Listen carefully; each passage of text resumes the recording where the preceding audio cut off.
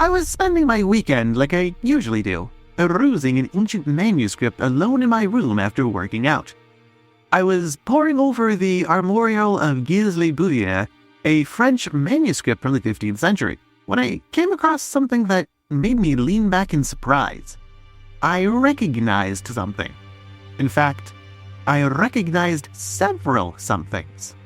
Depictions of what were unambiguously shields from Elden Ring. Elden Ring is a fantasy game, but still, it begs the question. How accurate are the medium shields in Elden Ring anyway?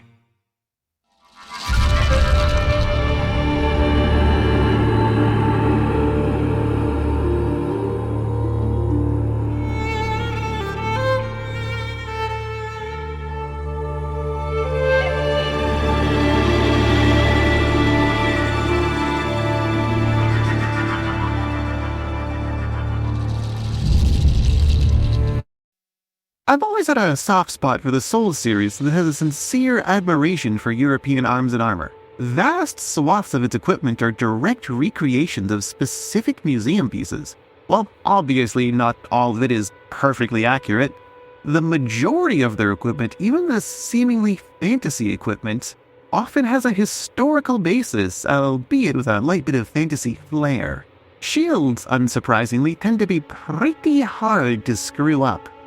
A single straight line and two curved lines are all you need to get an accurate enough portrayal, but there's a few key misconceptions about shields and shield terminology that seem to have crept into FromSoft's history department, so I'm going to have to address those. But before I can use words to transmit that information to your brain, I need to be able to define some words so you know what I'm even talking about. This might seem like a strange thing to say about shields, since everyone knows what a shield is. It's the thing you use to stop attacks, but... well, let's start with an example. On the left, the heater shield. On the right, the kite shield. Both of these are 2-scale, and as you can see, they're roughly the same size. Both of them have roughly the same shape. A downwards triangle with curved edges. One of these has a flat top. The other has 2 arches. One has an in-game weight of 3.5, the other 4.5. Both of them have a single handle on the back for gripping. What do you think makes one a kite and the other a heater? This isn't a rhetorical question. I want you to think about it for a few seconds. Done? Do you have your best guess?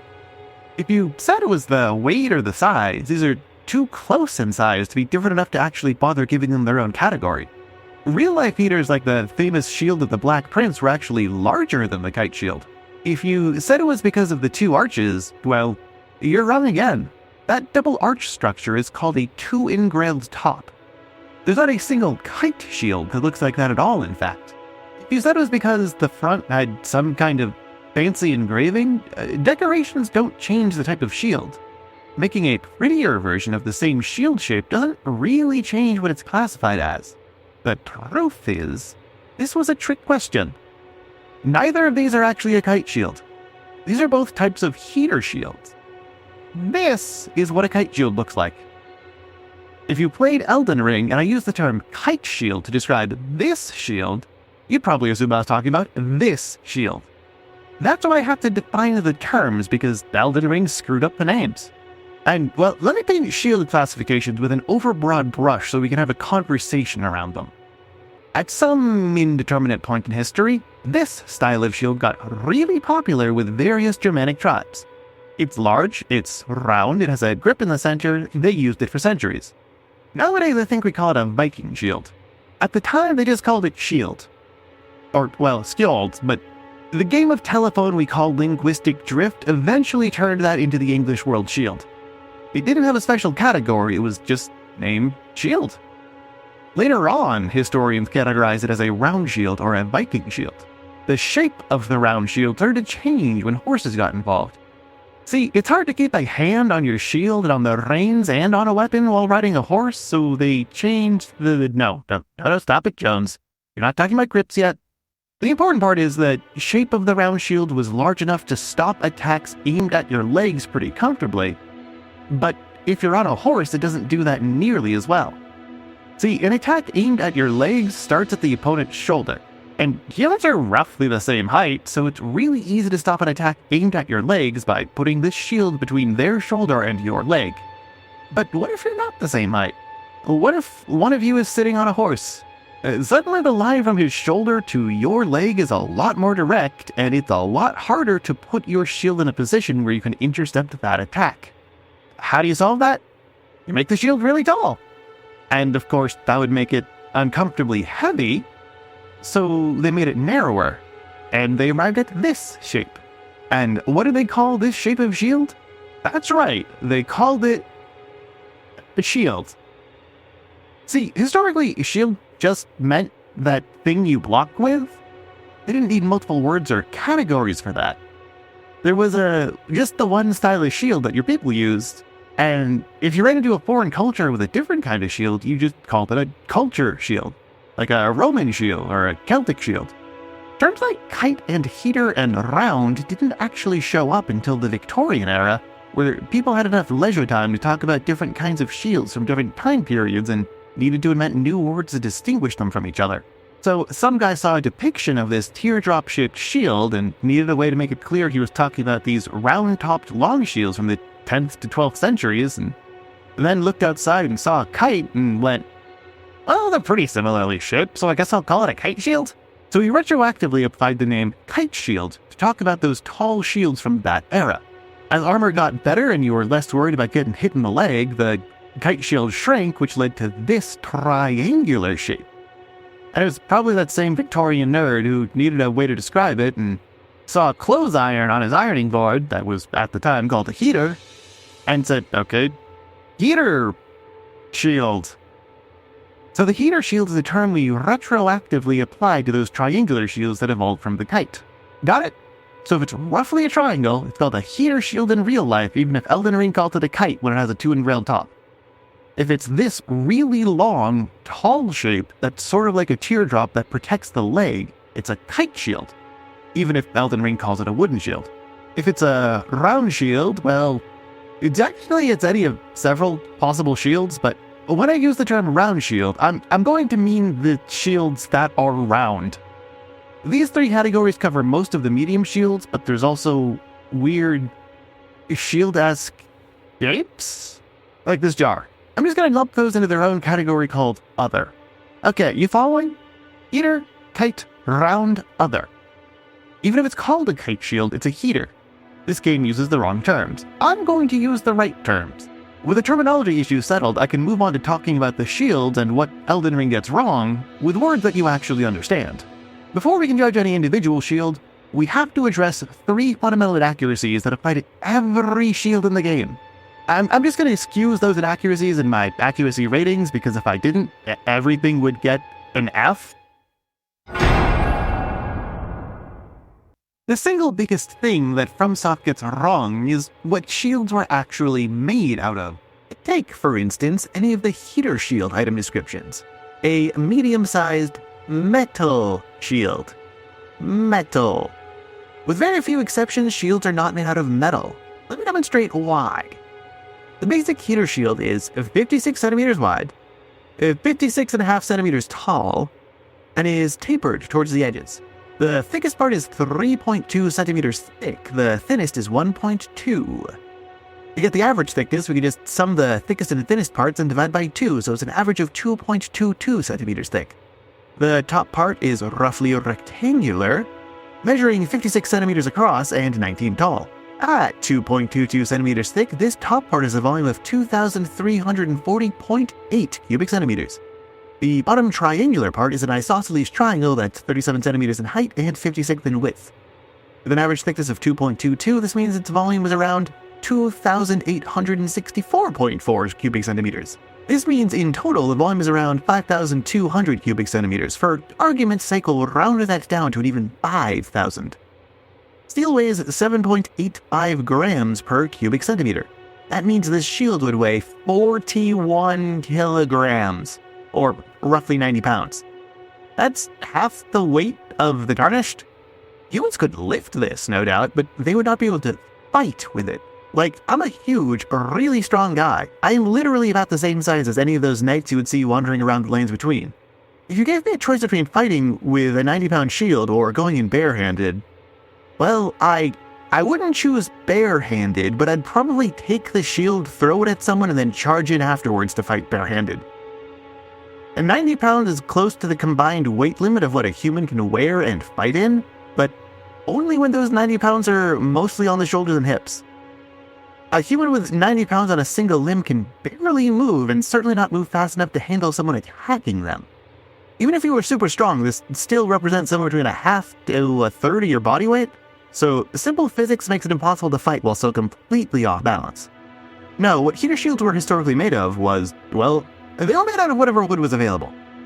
People often had to choose between not having a shield or a shield from whatever was immediately nearby, and they'd rather have a shield from any crappy wood they could get than not have a shield. The most preferred wood was lime wood from linden trees, so you tried to have linden trees on hand, but didn't always. The wood used to be called the net of spears because the composition of the wood was fibrous enough that you could get weapons stuck in it really easily and create an opening. Imagine essentially a type of shield that parried the opponent's weapon whenever you blocked, and you could understand why it was popular. Air-dried lindenwood has a density of 0.43 grams per centimeter, which means this shield would weigh around 2 kilograms or 4.5 pounds when air-dried. If it was oven-dried, it would weigh as little as 1.5 kilograms or roughly 3.5 pounds. I don't think it's a coincidence that the shield weighs 3.5 Miyazakis, but comparing museum finds to in-game weights to reverse engineer and prove that they literally just use pounds for weight back in Dark Souls 1 and modified for balance purposes later in the series is something I'd have to do in a later video because this one is already long enough. That aside, a 4-pound weight on my arm? That's actually pretty much perfect. That's roughly the exact weight you want on your arm to get as much oomph as possible while still being fast enough to react to threats. But the Soul series as a whole seems to have this bizarre idea that historical shields were mostly metal and, no? No human could use an all-metal shield of that size. Now, bucklers were all metal, but those were typically between 15 to 30 centimeters in diameter and at around 1/10 of a centimeter thick, so they actually weighed around 2 pounds or 1 kilogram roughly. They vary in size, that's a good estimate. If you look at examples like the Sun Shield and Brass Shield, they also seem to have the idea that sometimes shields were made of wood and covered in a thin layer of metal. This is more correct, but still wrong. No combat shields past the Iron Age use a thin layer of metal on the front. Combat Shield and Iron Age are the key phrases here. Raid Shield, which existed just to look cool, did have complex metal engravings and a thin layer of metal on the front, but were not used for combat. As you might be able to guess by the name, they existed to be worn on parades because they looked cool.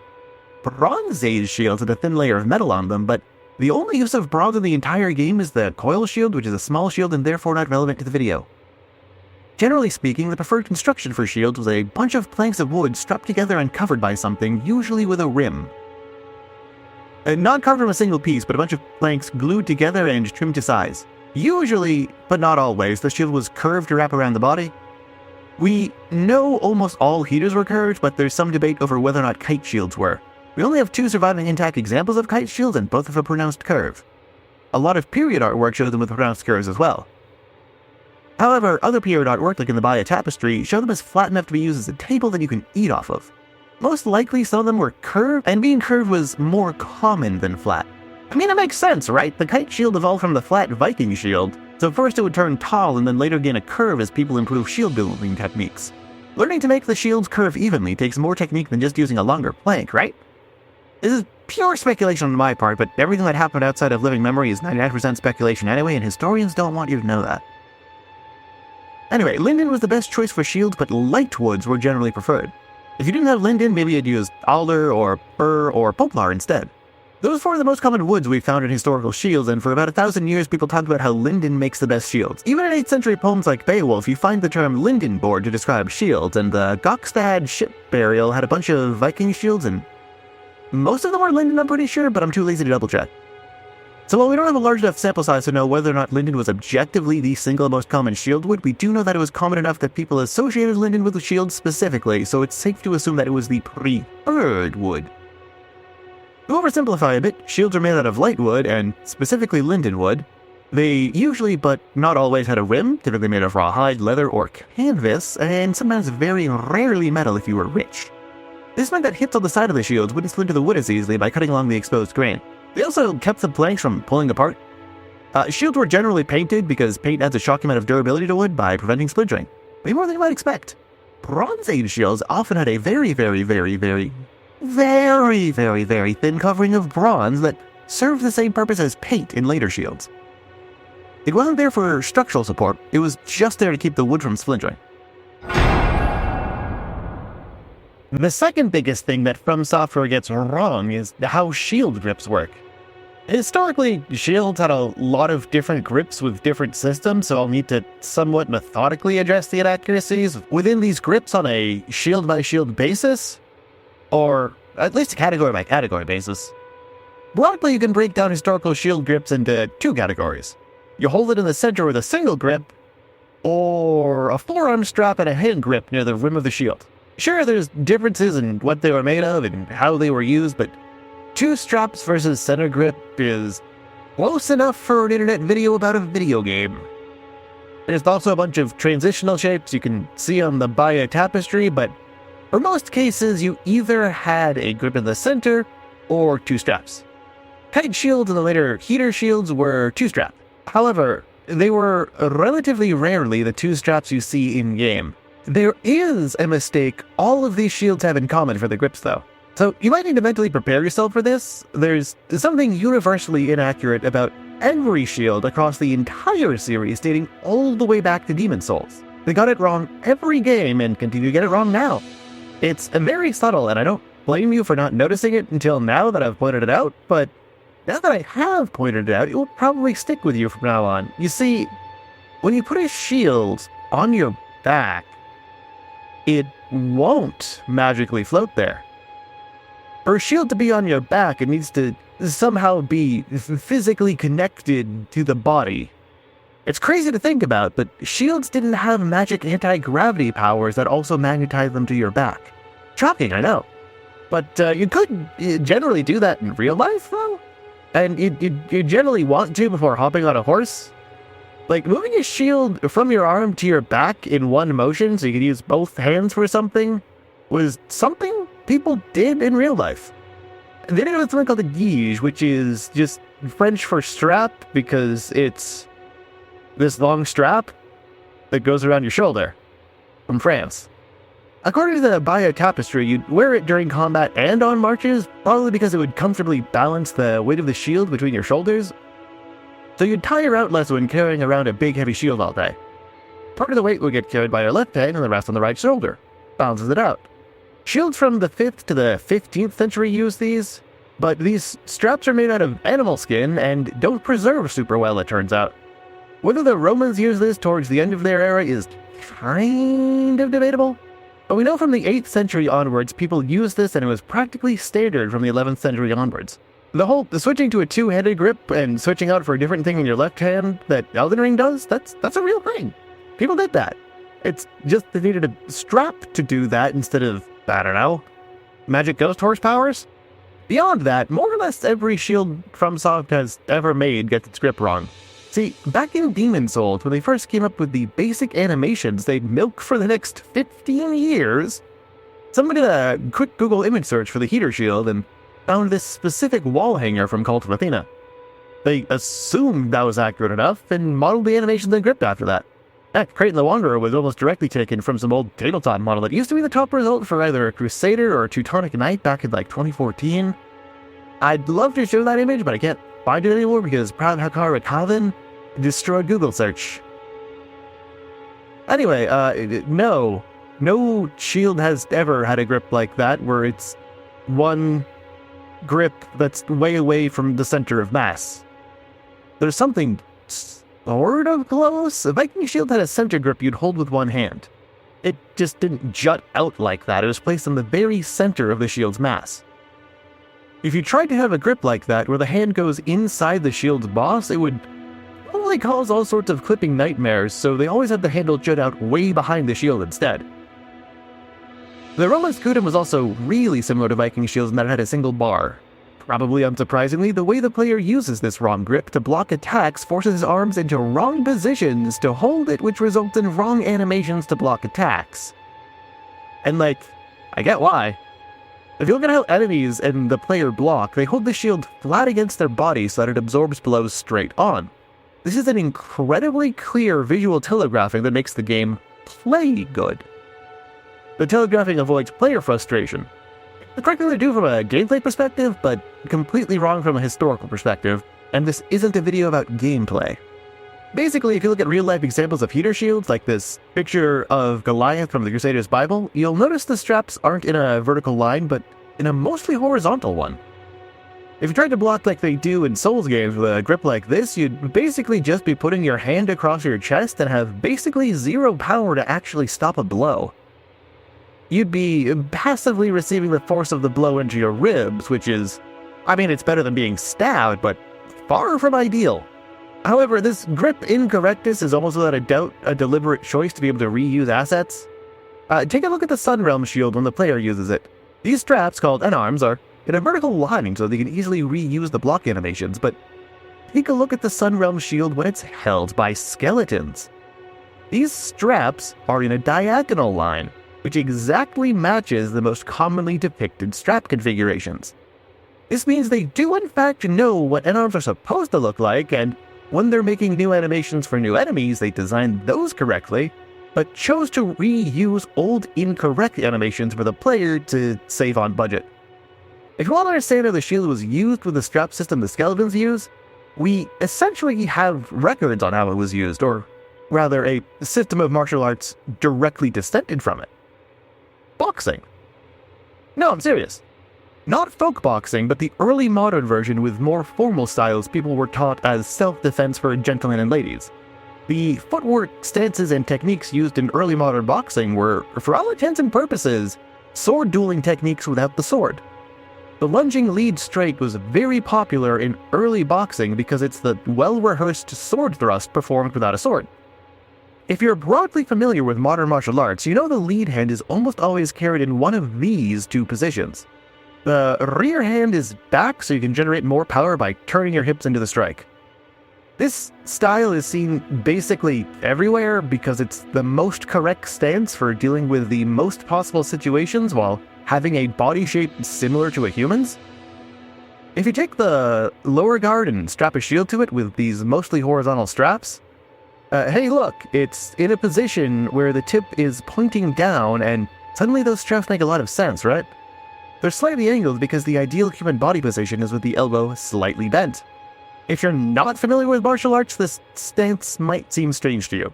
After all, if someone swings a sword, then you want the shield to be against the body to stop the sword from reaching your body, right? Well, no. The power of the swing comes from the legs and hips, but the motion of the sword comes from the shoulder. The total possible position the sword can be is basically a rounded cone radiating outwards from the shoulder. If you put the shield deeper into the cone, it also stops all blows that would pass behind the shield. Basically, you block more of the possible angles a blow could come from the deeper your shield is in the cone.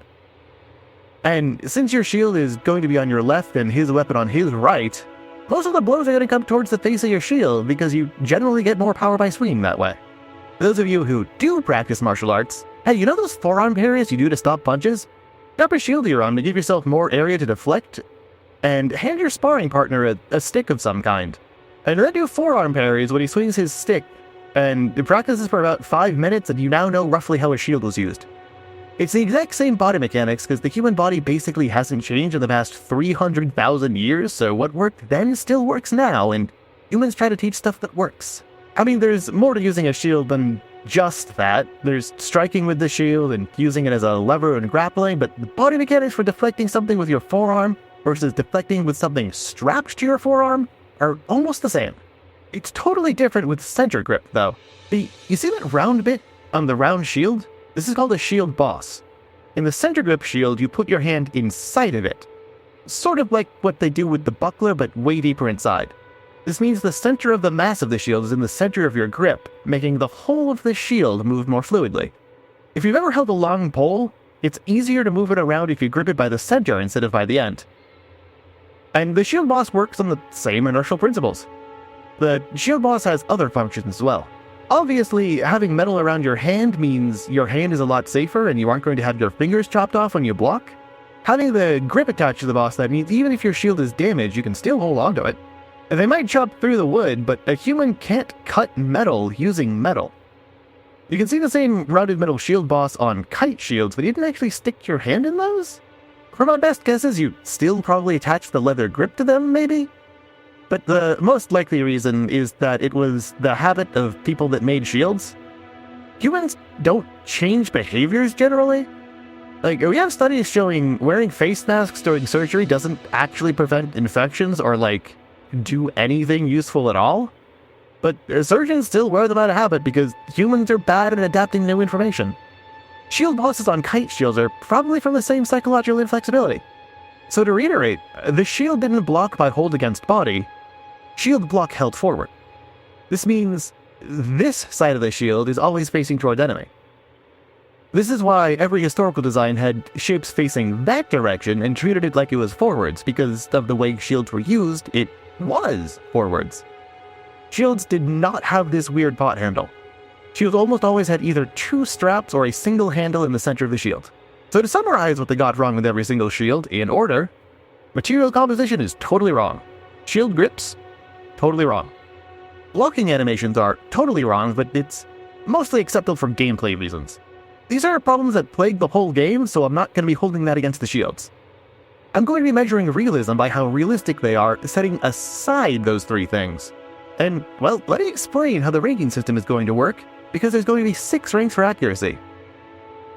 S rank is going to be reserved for things that are direct or near direct recreations of historical pieces. That is, I can tell you where that piece of equipment was found and which museum it's currently in, or where we know it was used. Or at the very lowest, things that are so realistic I feel like it exists but don't know the exact museum where it's housed. For example, the arbalest found in-game is an exact replica of this 15th century Wallenbrust found on the Wikipedia page for crossbows. That earns it an S rank. An A rank is something that's entirely plausible to a specific time and place, but doesn't match a known replica. It could exist, but either mixes in elements from similar pieces or is just a uniquely plausible piece of gear. A longsword probably exists somewhere. By the Oakshot longsword typology, it's a Type 18C, but I couldn't possibly pin down which specific longsword it's a remake of, if any. B rank is something that has some issues. Maybe the size is wrong, or it's a mix of anachronistic elements from the same region, or maybe a mix of same period elements from different regions. Still a functional, historically derived tool, but not plausible. It couldn't exist, but is made of elements that separately could. For instance, the historical finds on flanged maces use much smaller heads than what's found on the in-game mace. C rank is for something that's either heavily anachronistic or a ceremonial piece that's being treated like battlefield equipment. If it has elements more than a century apart, or is an accurate ceremonial tool, or decoration being treated like a functional piece of equipment, it's a C rank. For instance, the Urumi is treated as a legitimate battlefield weapon despite mostly being used for training and occasionally self-defense instead of warfare, and the hilt is a distinctly European design instead of Indian. So while the Urumi existed and you could defend yourself with one, it would be a C rank. D rank is for things that don't exist, something purely fantasy, but could still potentially serve a function. The cranial vessel candle stand is not a weapon, it's furniture, but it would still hurt if you hit someone with it. An F rank is something that could not exist, or something so dangerous to the user it wouldn't be used in combat. For instance, the cipher pata is made of a formless sequence of weightless ciphers instead of a physical material. That can't exist. Oh, and I guess I should also clarify measurements and how they work. A shield's height is the highest vertex on the model to the lowest. A shield's width is the furthest left vertex to the furthest right. These are simple, and if the shield is near perfectly round, they get replaced with diameter. A shield's thickness is the main body of the shield, such as the wood, but doesn't include the shield boss on the front. Depth is a bit trickier to understand. Basically, imagine the shield was lying flat on a surface, and you measured from that surface to the back of the shield. Blender is an easy measurement tool, so I kept the numbers rounded to the nearest millimeter. I know millimeter might seem excessive, but when you're talking about the tapering of the thickness of a shield, you need to have that level of detail at a minimum. And you'll see why shortly.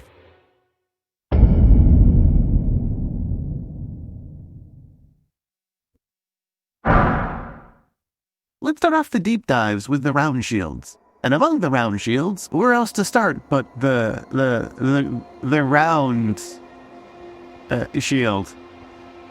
So this is a very classic Viking round shield. Round shields were pretty much standard among Germanic tribes for close to 300 years. They were using these from the 8th century up to about 1000 AD. We have literally thousands of examples, some pretty well preserved. This is an iron boss, so we know it's Viking age, somewhere between the 9th and 11th centuries probably. 6 rivets on the shield boss to attach it to the wood is pretty normal, but I have no clue what these other 6 rivets are supposed to be. They don't even attach to anything on the back. Rivets for the handle were usually 2 or 4 at either end of the shield. Just like this one in the game, they had metal rims because they were high status or high quality. Lower quality ones were rimmed with rawhide, typically. Also, they were almost always painted because it looks cool and strengthens it. And you might think that, aside from the rivet patterns and previously mentioned issues, that the shield gets a pass, right? Wrong. The scale of this shield is completely wrong. This shield is 68 centimeters in diameter. Historic finds for these shields are between 80 centimeters and 90 centimeters. The smallest historical find was 70 centimeters and theorized to be a toy for a child. And it's still larger than the Elden Ring version. This is about 30% smaller than it should be. It should look more like this. He might argue, Vikings are really tall, so this should at least be proportionate for a manlet tarnished from the lands between. Guess what? We have skeletons of people from that era. We can use that to figure how tall the Vikings using these round shields were and compare it against the player character. I wanted to extract the player model files myself to figure it out in Blender, but the player character is an animation rig that gets parts slapped onto it, so that didn't quite work out. So instead I'm going to be using this one comparison on Reddit. The main character is 175 centimeters tall, roughly. Viking-era Scandinavian skeletons from osteological reconstructions were on average 172 centimeters tall. If you map the dataset to a bell curve, you get a normal distribution with a median of 172, a standard deviation of 6.35. To put that in simpler terms, 95% of Viking-era men fell between 160 and 183 centimeters. The main character in Elden Ring is exactly normal sized for a medieval or Viking-age Scandinavian, just barely above average. This means this shield is about 30% too small for what it's supposed to be. This is like having something called a t-shirt in-game, but when you put it on, it's a crop top. However, simultaneously, the shield is far too thick for what it's supposed to be. 4.8 centimeters is just plainly ridiculous. I'm pretty sure no known combat shields got anywhere near that thick. We actually have several surviving examples of this exact type of shield, and most famously the Gokstad shield. Interestingly, these shields have a rather unique compound tapering pattern that's also found exactly in this round shield, with gentle tapering followed by more extreme tapering towards the rim. However, those shields are about 8 or 9 millimeters, tapered to 3 or 4. This thing is over 5 times as thick as it should be compared to historic shields. This crop top called t-shirt is now more like a thick winter cropped parka. But the fact that they copied the uniquely tapered profile of the Gokstad shields means this likely wasn't a mistake. It's extremely likely that they tried to model the thickness accurately, found it was insufficient for gameplay, and decided to thicken it for the sake of cleaner art direction.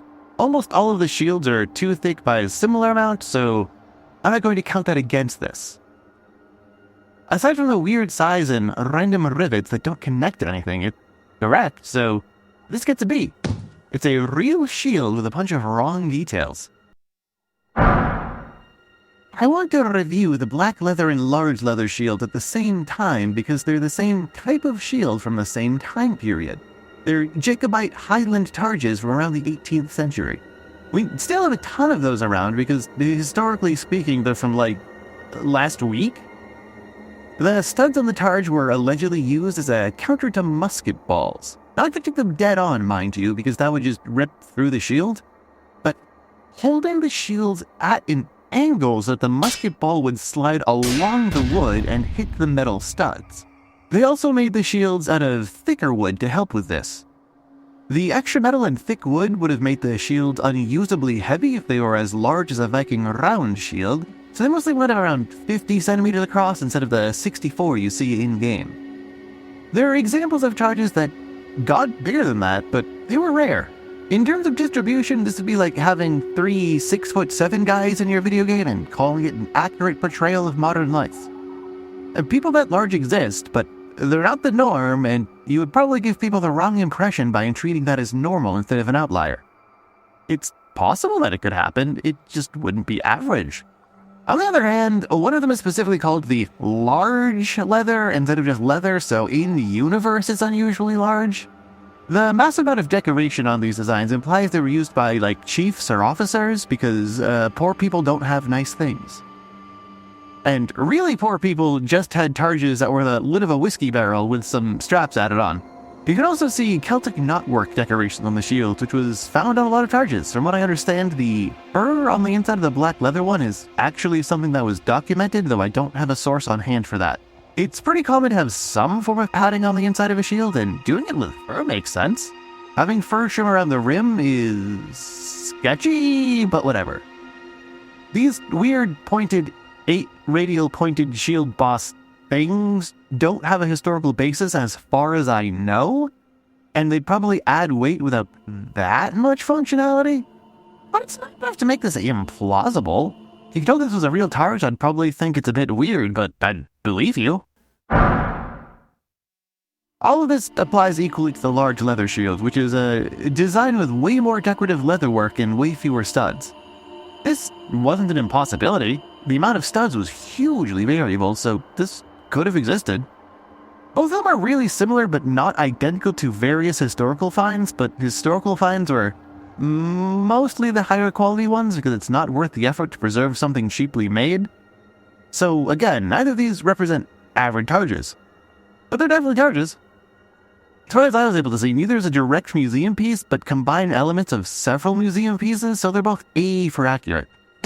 If you're really annoyed over these weird triangular bosses, I could also see these classified as a B.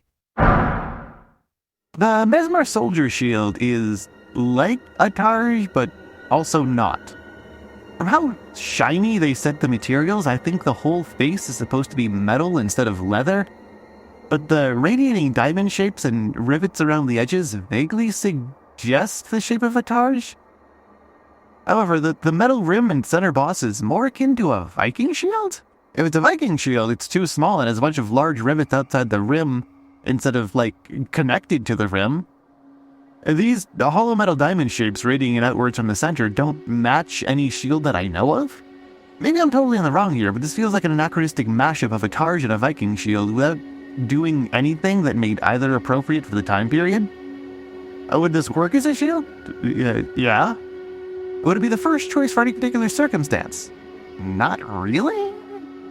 It's not any particular shield, and it seems to be a random collection of shield elements from hundreds of years apart to create something that is a shield, but isn't any particular shield. So I'll give it a low C. I spent a lot of time trying to figure out where I'm going to stick the marred leather shield and decided it was a round enough shield to belong with the round shields. This one is also just a targe from... No, I'm joking. This is probably a Slavic oval shield. Probably. The Celtic knotwork on the front makes me say no, but I can't think of many other cultures that used bossless oval shields. It's shorter than, but in the same ballpark as the Lenzen shield, which was around 100 centimeters tall and 50 wide. On the other hand, it's much larger than the Liator shield, which is only 58 centimeters tall and 16 wide. Unfortunately, a round shield with Celtic knotwork covered in animal skin is, historically, both extremely unlikely to survive and could probably come from basically any era. It was also probably very common. You have no idea how common because wood and skin rot away. There's a few pieces of artwork that show people with shields in this shape, so it wasn't unheard of. But there's no political way to come to a conclusion about how many people used it, or what its construction rules were, or the specific proportions. All we have is artistic depictions. I guess they didn't get today. Historically, this is completely plausible. I couldn't find a single thing that this shield was a match for, but that might be a skill issue on my part. Obviously, this is after removing the thorns. No sane person would use a tool with spikes against their body. If you feel the thorns are important to its identity, it's a D. But if you were to snip those off with a sword or something, you'd turn it into an A. Last among the round shields, we have the Albinauric Shield. This one seems to be inspired by the 19th century parade shield of Leonard Morel-le-Doy. It isn't a direct recreation of any one piece, but it's extremely similar to the shield depicting John Milton's poem Paradise Lost. If you stretch out the center part, you can more clearly see what I'm talking about. The actual parade shield is much larger than the Albinauric Shield at a whopping 88 centimeters tall and 67 centimeters wide. The depth of the Albinauric Shield and its massively pronounced 11 centimeter bowl, while extreme, does closely match the degree of concavity on the Greek aspis. The surviving bronze sheeting was often 11 or more centimeters deep from the rim, and contemporary artwork showed the rim resting on the shoulder and enveloping the entire arm. The fact that it's closest to a parade shield marks it down to a C, but one could argue that the anachronistic depth of the shield pushes it down to a D. I'm gonna put it in C. All of the heater shields called heater share the exact same proportions and model, just with the textures swapped around. Because of this, I'm going to review their overlapping physical traits simultaneously, and explain the rules behind the paint jobs as their own section, because it can be applied to all 5. First off, proportions. There's specific construction rules for a heater shield. Take a chord of a given length, and that's the top of the shield. Fold that chord into thirds, and that's how far you go from the top before the curve starts. That's your basic rectangle at the top. Then draw a circle from the bottom corner of the rectangle and do the same from the other one. Where they overlap is the tip of your heater shield. Now let's overlay this geometrically perfect shield over the basic heater in Elden Ring. Hey, would you look at that? They intentionally and deliberately followed the construction rules perfectly. Now, their general form is on the small side, but not disproportionately so. As armor got better, shields got smaller, and this size is perfectly in line with finds from the 14th century. The shared model is 65 centimeters tall, 56 wide, and about 3.2 deep at the thickest, tapering to 1.2 at the edges. These dimensions fit exactly within the norms of a 14th century heater shield. For instance, the Crystalla shields were 60.5 centimeters wide and 64 tall. Battlefield shields were disposable, so we don't have a whole lot of surviving examples, and instead mostly have to use depictions on statues and in Bibles and whatnot. But Elden Ring's heater shields are within the ranges of real-life examples we've found. Shields of this size coexisted with early plate mail. You would see this style of shield on the battlefield alongside dudes who looked like bloodhound knights. Second off, paint jobs. Heater shields followed something called the Rule of Tincture. The most immediately relevant rules were those related to color choices. There's 7 colors that were acceptable on a shield: red, blue, green, black, purple, gold, and silver. These were divided into 2 categories, colors and metals. The metals are gold and silver. The 5 colors are red, blue, green, black, and purple. Generally, you're not supposed to put metals on metals or colors on colors for the sake of visual clarity. Similar to how modern military uniforms work, and also how the surcoats work in-game, the role of the shield's crest was to clearly visually identify which group you were part of. Putting color on color or metal on metal would lead to your heraldry being considered in arms of ignorance due to it being hard to read in the middle of the chaos of the battle. Exceptions were made for black if it was high contrast enough, as you can see from these examples of red on black. That's mostly a German and Central Europe rule, though, where black was considered neither metal nor color. If your heraldry matched someone else's registered heraldry, it was punishable by fines and confiscation of your equipment. This shield is kind of hard to review for accuracy. The grip is all wrong, but I'm not counting that against the shield since that was a deliberate choice to allow them to reuse old animations. The materials are all wrong, but I'm also not counting that against the shields. The shape and size of the shield is correct, but that's not unique to the shield, and I just explained all of that in the start of this section. What else does that leave me to review about this shield? I suppose you consider this a shield blank. You see, shield writers didn't paint shields immediately. After construction, they were left blank to be painted on later to suit the customer's needs. After measuring the user's arm, they attached the strap's padding and painted it to meet their needed heraldry. We assume unpainted shields were for low-ranking guys, although they often still just had a single color of paint on the front to match the lore they served under. I do want to point out the rivet patterns on the front. These 2 large units would be the attachment points for the top of a horizontal handle. As mentioned earlier, this handle is wrong, but judging by the rivet patterns, the reference they used for the shield's model had a mostly horizontal grip. In other words, the shield with the correct grip would look like this. Does it not count to grip accuracy or material composition? This shield gets an S. First up, the red Crest heater shield. This is a silver background with a red chevron. Oh, this weird upside-down V shape is called a chevron. Now you know. It's a symbol of a roof, meaning protections and shelter. The item's description says it symbolizes wings, but in real life it's a roof.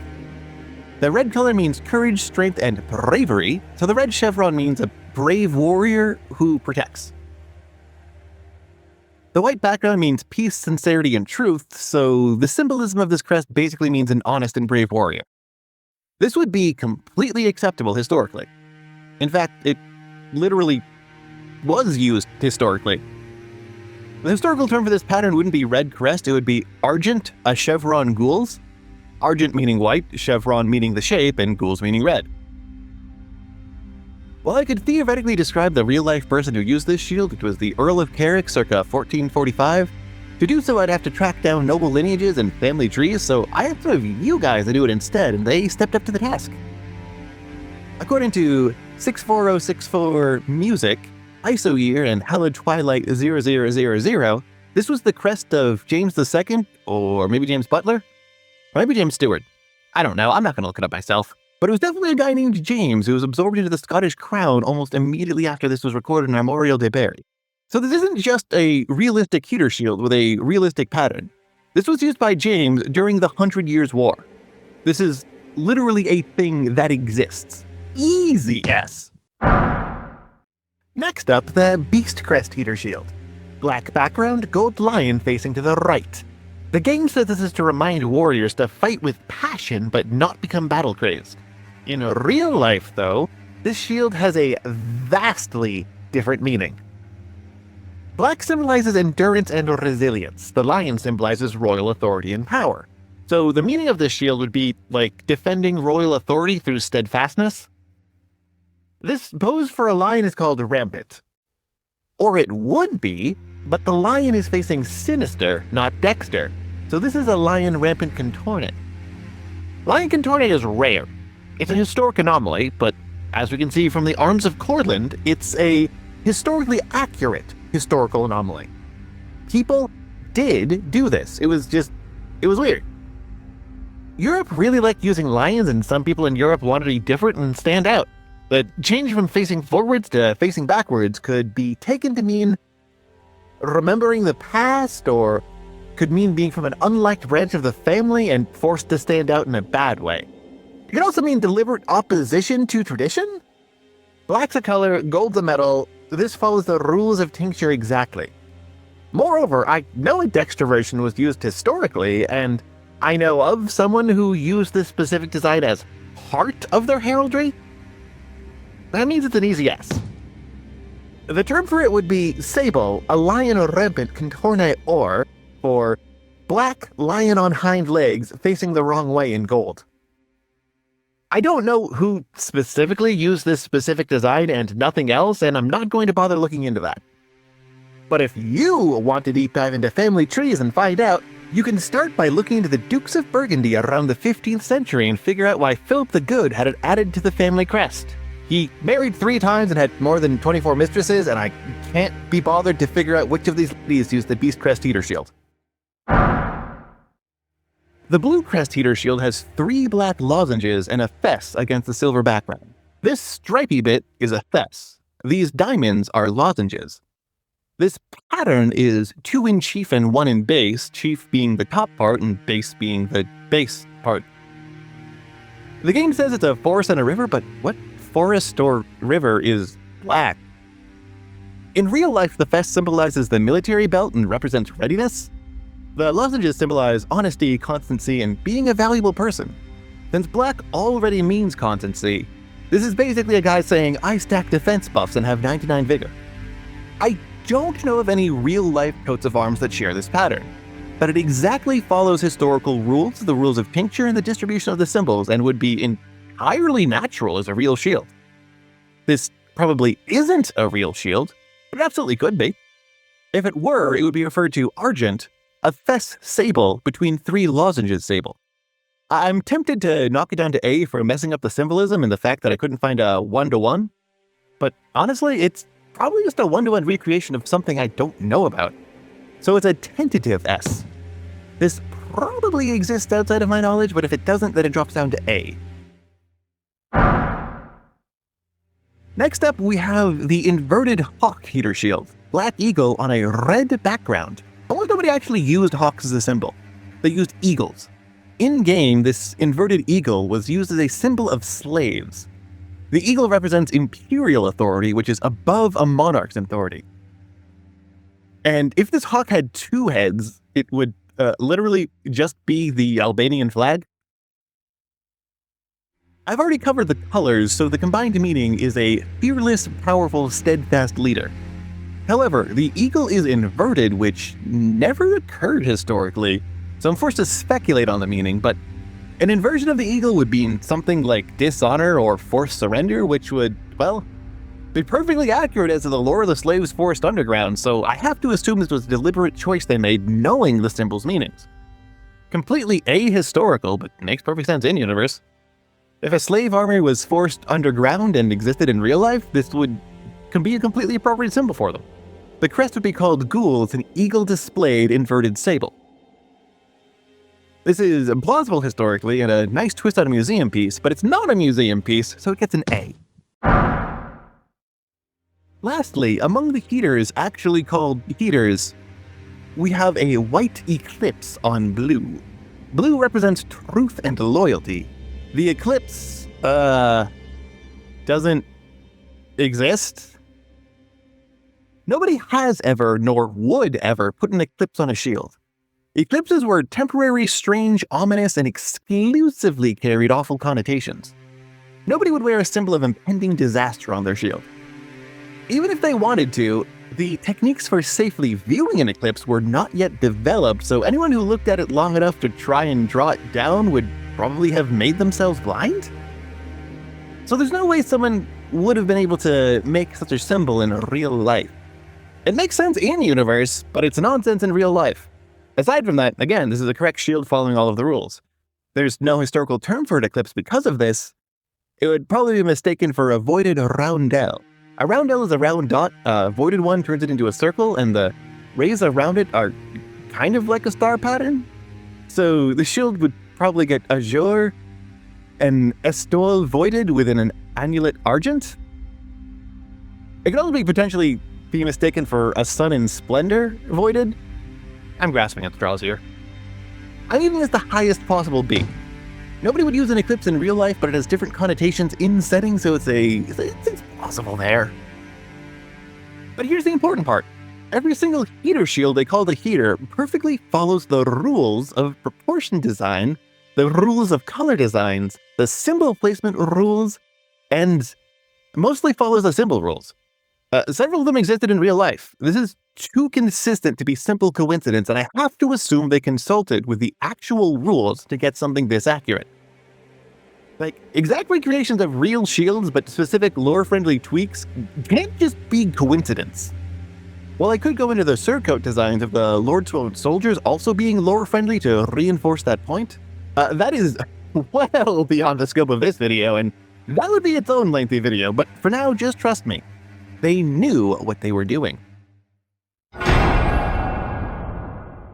Now, onto the two-engrailed heater shields. These 4 heater shields are called Kite Shields mistakenly.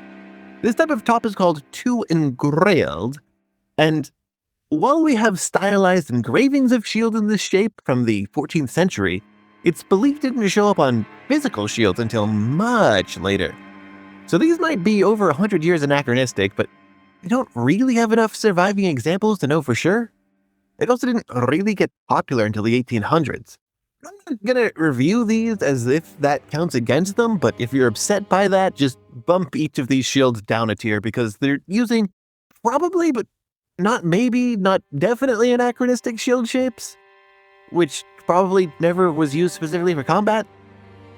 These heaters don't share exactly the same model, but their dimensions are less than a millimeter apart. Anyway, everything I said about the construction of heater shields and the grips applies to these two-engrailed heaters that they called kites. So let's just go ahead and start with the one they call Kite. This one is a bit weird. Rumsoft has this idea that shields were all metal or metal around wood, so the metal of this shield is engraved. You wouldn't do that in real life, at least not for battlefield pieces. So in real life, this would be a white eagle on a white background. In real life, that's just plain white. But the eagle symbolism here is interesting. As previously discussed, eagles symbolize strength, but they typically hold the sword upright or to the side, as you can see here in the Sant'Antonino coat of arms. Also, the eagle always looks forward or to the side, never downward. Holding the sword downwards was, if I'm remembering right, a Napoleonic era thing, and it was used to symbolize vigilant defense or martyrdom. There's no examples of an eagle looking down. Aside from the materials and the color choice, the only fantasy part of this is the angle of the eagle's head and that it's rotated wrong. This would be a mostly symbolic shield wielded in like the 19th century. Like, this is a Victorian chud lamenting how honor has been lost and romanticizing the past and how noble it was. So he made this crest without knowing the rules of crests. You'd call it argent, an eagle displayed, head inverted to base, maintaining a sword inverted. A bit of a mouthful. This one gets a B. It's functional, but it's also anachronistic. Next up, the Scorpion Shield. So, unsurprisingly, a warrior choosing to represent himself and his people as a small, mildly venomous creature more or less didn't happen, except in this one specific example from the back pages of Armorial de Berry, where this shield happened almost identically. In the Armorial, it's a black scorpion on a yellow shield facing upwards, but in the game, it's a yellow scorpion on a black shield facing downwards. That's way too similar to be coincidence, especially since they deliberately inverted the colors and pose. The game says it's a symbol of warning against surprise attacks, and I mean, there's not enough data points to draw a good example of how it was viewed in medieval Europe, but in ancient Europe, the Romans and Greeks used it as a symbol of being capable of surprise attacks. That is, striking lethally from concealment.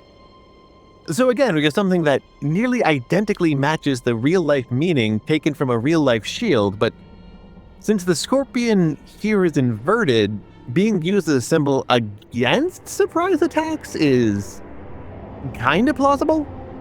Like, the item description in shield is just plausibly what this would mean in real life. Despite not being a real shield, this might actually make it the most historically accurate shield, because it doesn't just identically copy the form like the red Crest Eater shield, but also copies the meaning. Unlike the previous mouthful, this is just sable, a scorpion inverted or within a border argent. This gets an S. It's a deliberate and intentionally stylistic variation of a known and documented historical shield. It's not just realistic, but they understood the rules of heraldry well enough to modify it and get the right meaning.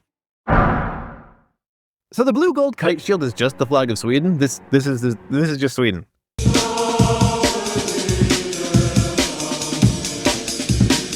They added in a yellow stripe across the top called Chief Or, which is usually done to mean a specific branch of that country's military. It's called differencing. I don't know what you're expecting from me here. The weird scalloped edge is a pattern called engrailed. It gets confused with invected a lot because they're the same thing pointed different ways. If the points point towards the base color, which is blue here, it's engrailed. But if they flip the other way, it's invected. The engrailed line means defense, and the blue means truth and loyalty, and the gold means generosity.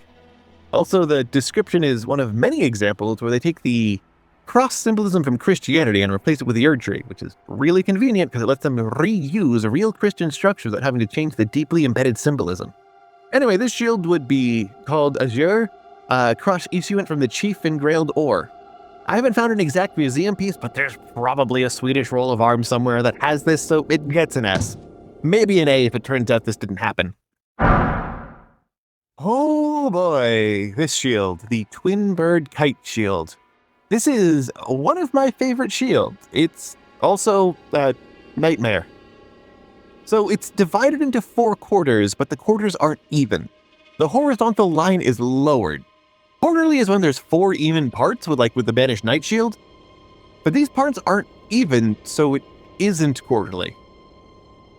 You could maybe call it quarterly a base to get across the idea that the midpoint was lowered. This gold border is called a bordure. It's a quarterly base within a bordure sable charged with ore symbols. This pattern doesn't match any historical lines I know of, so there's no term for it.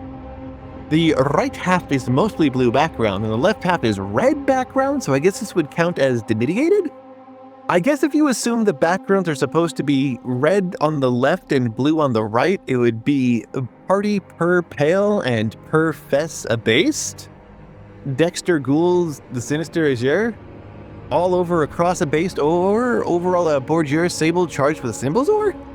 Then you'd have to explain what each of the pictures in each of the sections would be. These are called charges. So Chief Dexter would be a demi-eagle head to Dexter sable fimbriated tenny.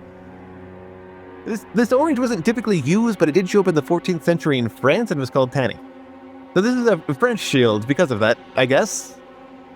Except red on black was mostly a German thing. And neither of them used orange on red. The Chief Sinister charge would be the same, but with colors changed, so ghouls fimbriated ore. The bottom charges would be a demi-tail of an eagle displayed ghouls fimbriated ore and azure fimbriated ghouls. So in total, it would be per pale and per fess abased, Dexter ghouls sinister azure, overall across abased ore, overall a bordure sable charged with abstract symbols or, with the charges Chief Dexter, a demi-eagle displayed head to Dexter, sable fimbriated tenny. Chief Dexter, a demi-eagle displayed head to sinister, ghouls fimbriated ore. Base Dexter, a demi-tail of an eagle displayed, ghouls fimbriated ore. Base Sinister, a demi-tail of an eagle displayed azure fimbriated ghouls. This isn't anywhere near to the most complicated to describe historical example, but it's pretty excessive. So going by the fact that I kind of had to invent terms just to get an accurate description, and the fact that it uses unapproved colors, you can probably guess that nobody used the shield. There's no historical basis for the shield. It's purely fictional. The red on blue is a violation, the use of orange is a violation, dividing an eagle like that would represent fractured power, the fact that a gold cross is lowered means that it represents humiliation or submission. This thing is a heraldic mess covered in evil symbols. Plus, the quartering that it uses isn't even what quartering is for. The purpose of quartering was to merge two coats of arms from two families. The matrilineal coat of arms on the top right and bottom left, and the paternal coat was on the top left and bottom right. You wouldn't use it to fragment an eagle. It looks cool to us, but if this was used on the battlefield, it was read as oppressive, blasphemous, ignorant, and evil. But it's still a functional shield, so it gets a B. This shield is probably an elongated heater shield. It has a slightly rounded top, and it's 80 centimeters from top to tail. This makes it a bit long for a heater, but too short to be a kite. The grip on the back is something you'd find on the Bayou Tapestry kite shields, but that's only in the player version. The enemies have a strap configuration you'd find on a heater shield, so it's probably safe to call this a late transitional or elongated heater.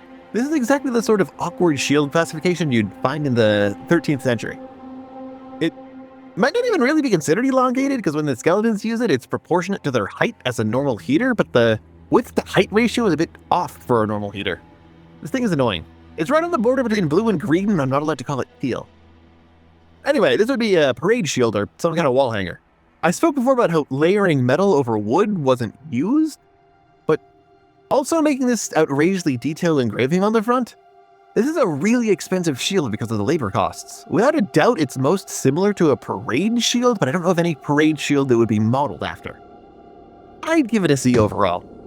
Its saving grace is that I'm not counting FromSoft's inaccurate material compositions against it. Totally plausible, and if you can find a museum piece that matches it, please let me know so I can upgrade it to an S for design, but still a C for being a parade piece used in combat. The engraving details are somewhat similar to the Villani Famille parade shield, but there's two more shields that are much closer than that, and we'll get to those later. Lastly, among the heater shields, we have the brass shield. The brass shield is proportionally larger than the heater shields labeled heater, and larger still than the double-arched heater shields labeled kite.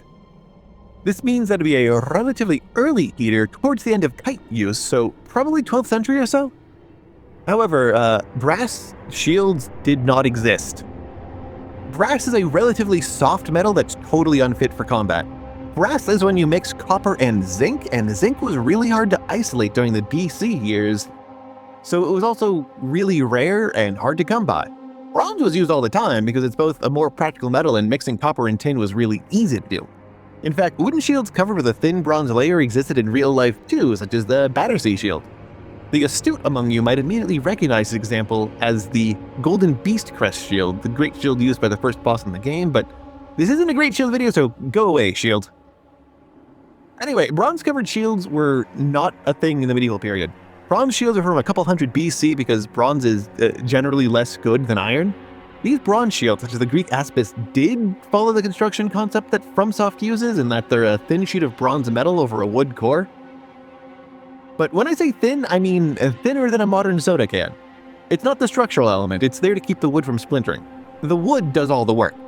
Obviously, this 2,000-year gap between the heater shield shape and the bronze construction method is quite literally so far apart it is as historically accurate as assuming Julius Caesar crossed the Rubicon using an ancient Roman M1 Abrams.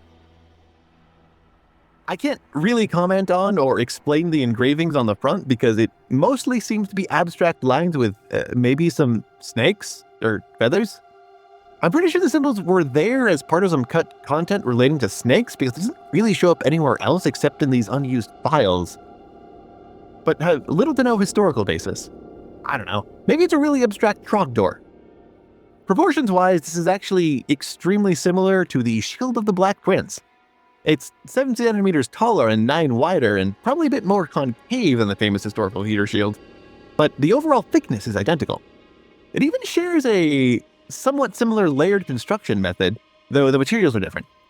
However, due to the time, effort, and skill it takes to make engravings this pretty, this would not be used in a battlefield, let alone in a battlefield where metallurgy was advanced enough for plate mail. This would probably be some Victorian guy's vanity project where he tried to resurrect aspects of ancient Greece with a modern-at-the-time twist. This would not exist and wouldn't be used on a battlefield, but if you did use it on a battlefield, and it was bronze instead of brass, it would work. It would be less functional compared to its contemporaries, but more swag.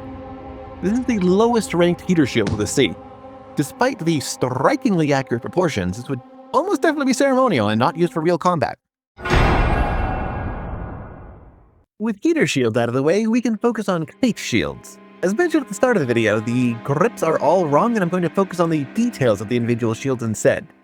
The game features 6 kite shields, and none of them are the ones that have kite in the name. They are the Hawk Crest, Horse Crest, Flame Crest, and Candletree and Marred wooden shields, and the Banished shield. You know that the last two are elongated heaters instead of kites, but I have compelling arguments against that, and it's my video, so shut up. So we do know that kite shields were painted and that they had crests on them. We can see that in various Bibles and the Baya tapestry that several were painted. We do not know if there were rules for them. There are no surviving fully intact examples of their paint jobs. We have their metal bits, and 2 surviving partially preserved examples, but those aren't enough to tell us about the paint on the wood. We do know that there was paint on the wood, but not the complete pattern. We do know the sizes of the shields from the 2 surviving examples, the Shizetan shields. One of them was 103 centimeters tall and 50 wide, while the other was 125 centimeters tall and 53 wide. The in-game kite shield model is halfway between those, so proportionally it's correct. The Shizetan shields are sharply curved, while the in-game shields are completely flat, but the Baya tapestry shows people using kite shields as flat tables, while other artwork seems to mix in deeply curved and flat kite shields, so it's entirely possible that flat kite shields existed and were used. I mean, it would make sense. Viking round shields were flat. Shrink it down and extend the bottom of a Viking round shield, and you've got a kite shield, right? So proportionately, there's only one issue. In-game, the planks are too thick. At their thickest, the 2 intact examples we have are 8 millimeters, while the other is 9. Both less than a centimeter. The in-game kite shields are 1.5 centimeters thick at the wood. They have iron rims, which is expensive, but not unheard of. What is unheard of is rims that are a full 2 centimeters thick, making the shields overall about twice as thick as they should be. but that's likely for visual coherence, and even if it isn't, the shield of the Black Prince was that thick, so these would be at the extreme high end of historically plausible, but still just barely plausible. They're even made of vertically arranged planks that were presumably glued together, which is also correct. Outside of questionable thickness, these 4 shields are completely appropriately constructed and within the correct proportions, so let's move on to the paint jobs. The Hawk Crest wooden shield maps pretty closely to the eagles and hawks you find on the Baya tapestry. It's not a one-to-one to any particular shield as far as I can tell, but it's a pretty close match stylistically. I couldn't find any examples of specifically eagles on a kite shield. This one has a hawk, I'm pretty sure, but that doesn't mean there wasn't one, just that nobody bothered writing it down. We only have like 4 of them written down. People like eagle and hawk, so it's entirely possible. This one gets an A, not through any fault of its own design, but because we can't really confirm most kite shield designs.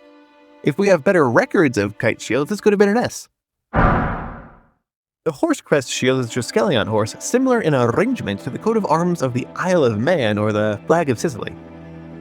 The specific arrangement of 3 things is called the Triskelion. While it shows up a fair bit in Greek and Celtic societies, to my knowledge, nobody's ever done this with horse heads. The Triskelion is so old, people don't actually know where it came from. It's at least 8,000 years old and showed up all over the place. It did generally symbolize motion and change, so the item description is accurate enough. There's no historical horse Triskelions, but there's plenty of horses used in heraldry, usually symbolizing freedom and strength. Again, totally plausible. There's Triskelions of hares and legs, but no horses. Doesn't mean it never happened, just that if it did, we didn't find it. So, A. Candletree is a linden tree. There's a bunch of variations of the linden tree in heraldry, but this weird heart-shaped leaf pattern always meant a linden tree. As mentioned previously, that's the tree that people made shields from. I've heard this pattern almost exactly appears in Memorial Day berries, similar to several of the Mirrorshield patterns found there, but I didn't find it after looking through it a few times, so I can't personally confirm it. Past that, tons of medieval heraldry uses linden trees that look like this. Usually means faithfulness and friendship, though Elden Ring inverts that meaning by taking the leaves of the linden tree and calling them candles while making it represent the Erd tree burning. Just like Horse Crest, we don't have enough information to know whether it was on a kite shield at some point, but we do know that it was used on heaters. Different trees follow their own pattern rules, but this is definitely a linden tree. Getting this sort of baby blue on a shield would be really difficult and expensive, though. Blue dyes at the time were uniformly dark blue. This gets a B entirely because this color would be impossible. The Flame Crest wooden shield is bizarrely elaborately painted for a battlefield shield. There's a nice gradient from yellow to orange on the front, which would be way more effort than you'd need for something disposable. It would be pretty hard to get this nice gradient with primitive paints too. They don't actually mix. You need to alternate brush strokes with colors to create the illusion of a gradient from a distance. This was called hatching. Anyway, flames typically represented passion and zeal, and it was considered improper to paint them anything but red. But that's the rules from centuries after Kite Shield stopped being used, and later on it became proper to make them yellow anyway, so whatever. We have examples of people using literally just a single flame as the crest on their shield, so assuming that someone from an earlier time period did that is entirely reasonable. Humans like fire. Fire looks pretty and offers warmth and protection. Almost every human in every time period adopted fire as a symbol somewhere, even back to the Stone Age. This gets a B. The paint's anachronistic, but otherwise it's a completely average kite shield. The marred wooden shield is still very definitely a later period kite shield from when they're just starting to transform into heater shields. The top is still somewhat curved, but is starting to flatten out. It's long enough to protect the legs, which means it's either a kite or an elongated heater, but you look at that strap placement on the back. This exact strap structure is shown on the Baya tapestry. This is the start of Scene 18, where Norman soldiers are besieging Dole under William the Conqueror's command. So this strap configuration would unambiguously make it a kite shield. If the player was gripping correctly, he'd have his hands on these crossed straps and have his forearm through where he grips it, but the straps themselves are correct. So we know without a doubt that this has to be a kite shield. This can't be an elongated heater because heaters mostly had a horizontal grip system. The patterns on the front would be, I'm pretty sure, are Gothic foliage carving. Gothic foliage carvings span from like the 12th century to the 16th century and in a bunch of styles and sub-styles. I'm not really an art guy, so I couldn't tell you the specifics, but this does sort of look like the Gothic foliage you could find in the 12th century. And that's about right when the shield was dying off, so like this could happen. Except you didn't want to carve a pattern into the wood. That's weakening the wood and spending a lot of time on something disposable. The rim around the shield looks to be rawhide or some other kind of animal skin, which is correct.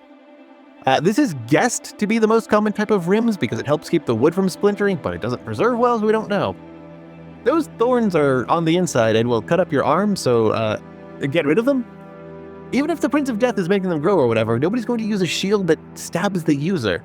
Without the thorns today, with the thorns, it's a D. Overall, the wooden shields are solidly realistic kite shields.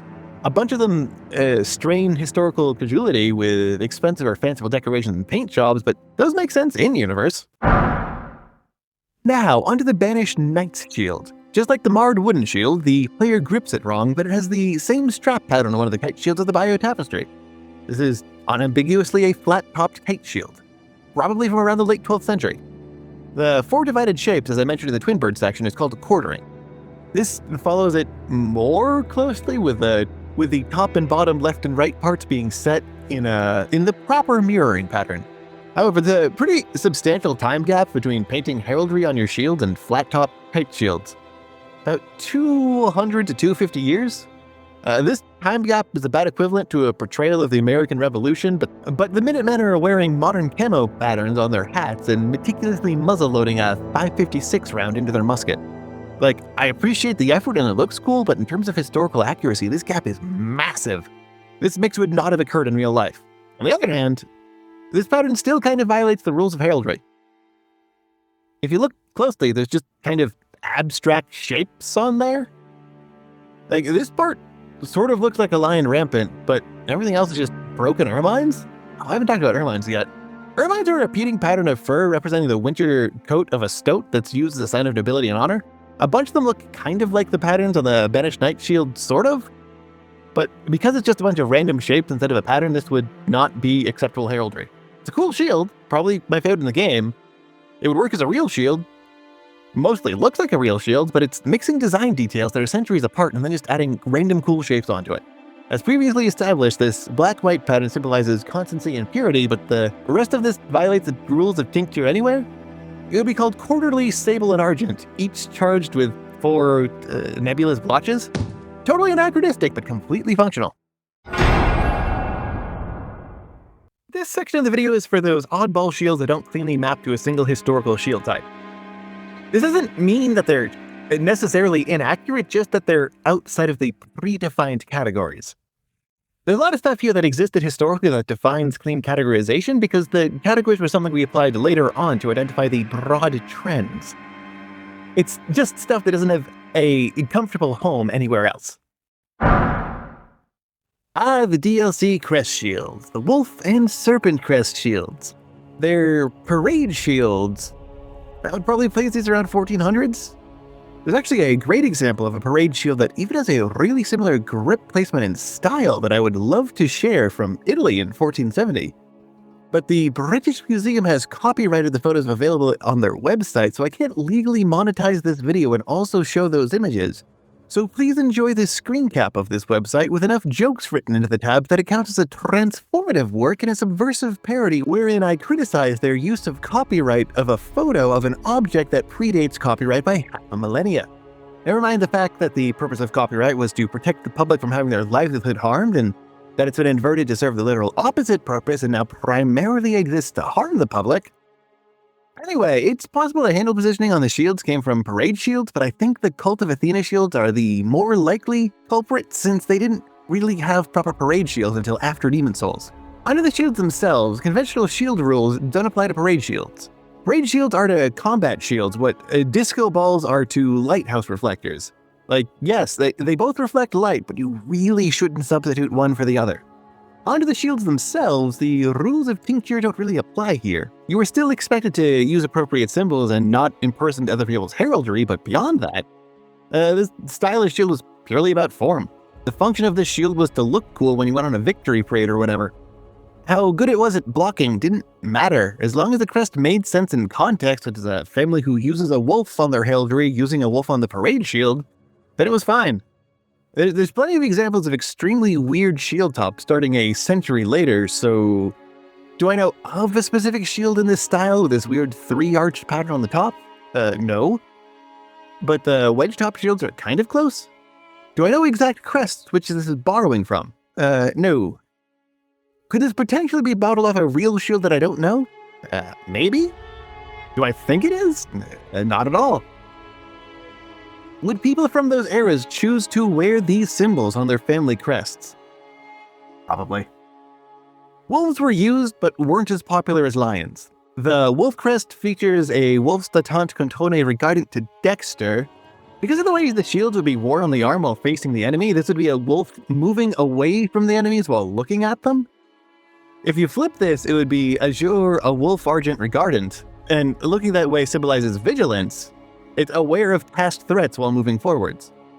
Wolves and regardant both symbolize vigilance and tirelessness, so if you flip this, it's an entirely plausible parade shield.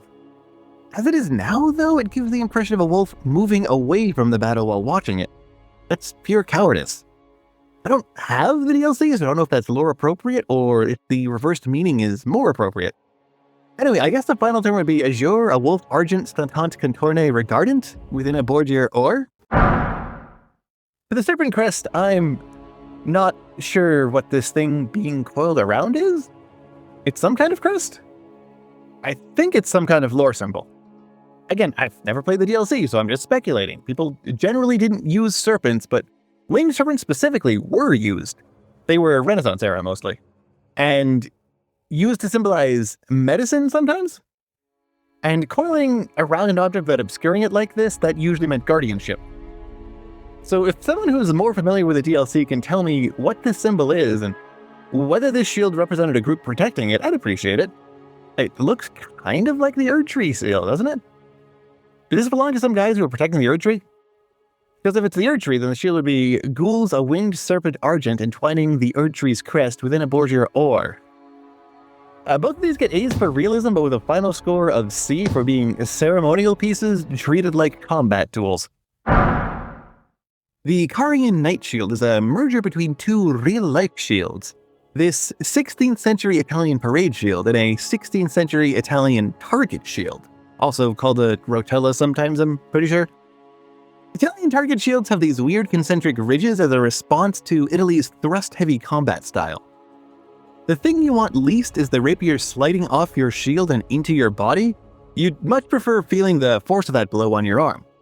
These ridges trap the tip of the thrusting swords, making them safer to block those with than a normal shield for that one context. You can see that they've both got the same types of ridges, incredibly elaborate engravings, in the same proportions. These gemstones, though, no shield in it for battle would have these. This is a decorative shield. These weird gemstones are just going to get snapped off after a single fight and leave you poorer. I know it's like, oh, power of Glintstone magic or whatever, but come on. You're just crippling the shield's ability to do stuff. Magic should enhance viable engineering, not be used as an excuse to remove it. If you need glintstone somewhere to help it resist magic and holy, then put it on the inside or something. Anyway, it's not a combat shield, but it's a mix of two real-life shields. It never existed, but one of these shields was, if memory serves, sort of like a buckler in that it wasn't a main battlefield tool, but showed up there from time to time. As a whole, it's wholly ahistorical, but its separate parts are a combination of two different museum pieces. Same proportions as the parade shield, although a slightly different size.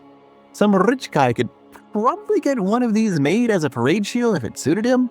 Since the shields are from the same century, it's not even anachronistic, just an entirely plausible non-combat shield, but with weird style mix and match that nobody attempted. So it gets an A for realism in design, but a C because it's a ceremonial piece being used in combat. Ah, the great turtle shell, the one featured in the thumbnail. It's such an obvious concept, isn't it? Turtle shells are hard and stop fangs, so they should also stop arrows and swords, so strap one to your arm, right? Well, it turns out, yeah, they do work for that. Some guy did use one for that. Not even some, group from some island chain or some South American tribe, no. At least one guy in Renaissance Europe decided to strap a shell to his arm and go into battle with it. We don't know who that guy is or why he chose that over wood, but we're pretty sure it wasn't for the magic stamina boost. We do know that it was actually used for combat, though. Up in the Rijksmuseum over in Amsterdam, there is a turtle shell with breaks in it that were patched up with metal with holes drilled into it that you could use to attach straps, covered with nicks and cuts that match the stresses it would endure from being used in combat. Like, it has sword marks on it, and they had to repair holes that were presumably damaged by combat. On top of that, the fact that it has these marks and those metal repairs from battle damage indicates this isn't just some one-off improvised tool. Someone intentionally chose this for combat and used it multiple times. Also, the material and labor cost in repairing it are probably higher than just getting a normal shield. So this was important to whoever used it. It really feels like a real-life FromSoft NPC, especially since we don't know anything about the person except speculation. Nothing is known about the shield's origin. We don't know who brought a shell into battle. We don't know when the shield was made, aside from sometime after the 1500s. The shell seems to have come from a species native to the Caribbean, which honestly kind of raises more questions than it answers. At some point in history, there was some crazy dude who probably, let's be real, was the life of the party with the craziest stories to tell, that just used the shell instead of a real shield. Sadly, the metal repair plates on that real-life shield don't match the Elden Ring model, so while the Great Turtle Shield did exist, the in-game model isn't based on the real-life version, so this shield merely gets an A for its unintentional accuracy. It's not exactly a museum piece, but a real-life analog exists.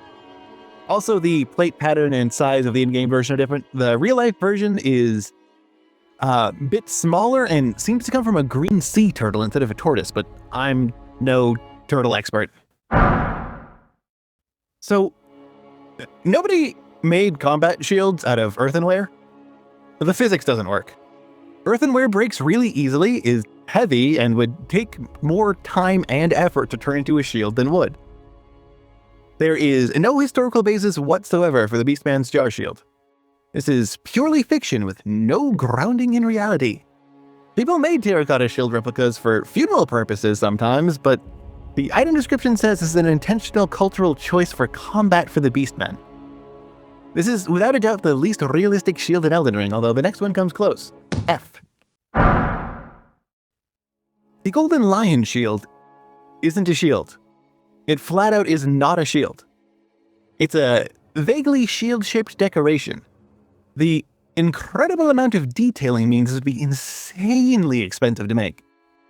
The prominent lion's face and small details like the teeth would snap off if hit with a solid blow. The sheer amount of metal it required would make it completely unwieldy. It has the rivets on the back that don't seem functional. There's plenty of examples of lions on shields and even lions on bronze shields, and even something that looks kind of similar, the Shield of Charles V, which was a non-functional parade shield, but this is not a shield. It's a very pretty decorative art piece. If this more closely resembled a real parade shield, it could go up to a C, but I don't know of any parade shields that were remotely like this, so it gets a D. This is about as realistic as bikini armor. If you were desperate to defend yourself and you saw this decoration, you could theoretically stop a blow with it, which is why this isn't quite F rank, but it's very close.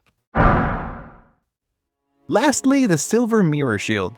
This one, I'll admit it, stumped me. If you look along the gilded rim, you have this patterning which can be categorized as either a fleur-de-lis or a palmette. When you look at the front, it's covered in foliate scrollwork. This specific combination of elements was extremely popular in Milan, Italy, and Augsburg, Germany during the 16th century. I spent a lot of time looking over museum artifacts from that period and couldn't find anything that was one-to-one. Spent so long looking that I figured out which part of the Met they took all the talisman designs from. There's a similar aesthetic element to a huge number of different shields, and you can even find something with a very similar profile in this painting of Saint Michael, which is also from the start of the 16th century. Since all of these are from the same time period, this points towards there being something somewhere from one of those two locations that was used as the inspiration for this shield. But I can't find it. This is a combination of very distinct elements arranged in a way that's too consistent to be a collection of randomly plausible elements to arrive at this shield. Unlike the Banished Knight shield, there's no anachronisms here. It's not even borrowing elements from different places. This is a design completely consistent with a specific time and place. It's definitely taken from somewhere real, but likely with some kind of interpretive twist. I do not know what that real thing is. It might even be taken from architecture, just a literal mirror. I have no clue at this point. Please, for the love of God, if you know, tell me in the comment section. I spent days trying to figure this out. Something this decorated would have to be a parade shield, so I'll have to give it a C. There's an argument for it being marked down to D because of this long spike, but I'm not the one that's going to make that argument.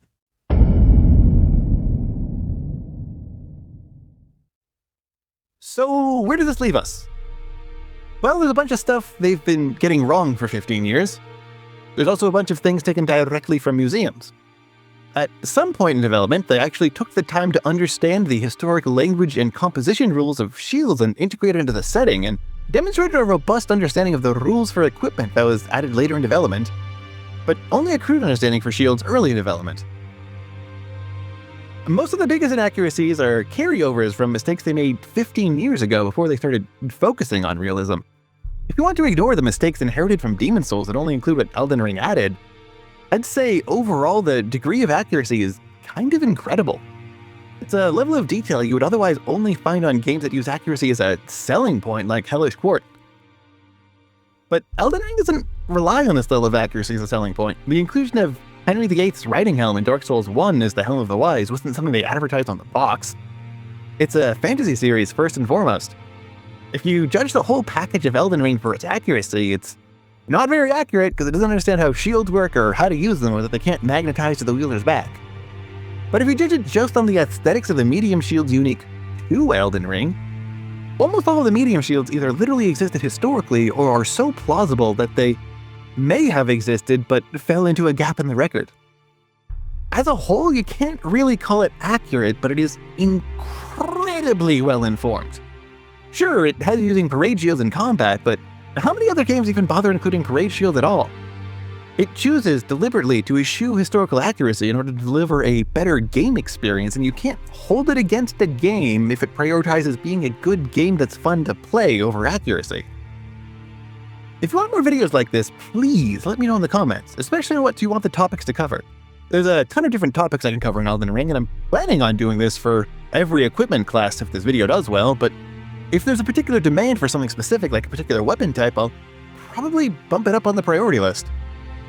If you thought this video had any major oversights, like a failure to find a specific museum piece, again, let me know in the comments. If I make a follow-up video, I'll probably shout you out if you can prove me wrong. Just don't post links to websites, those get deleted by YouTube. And if you want to make sure more videos like this keep getting made, please go to my Patreon. You have to show up in these videos and watch them a week earlier than the pores.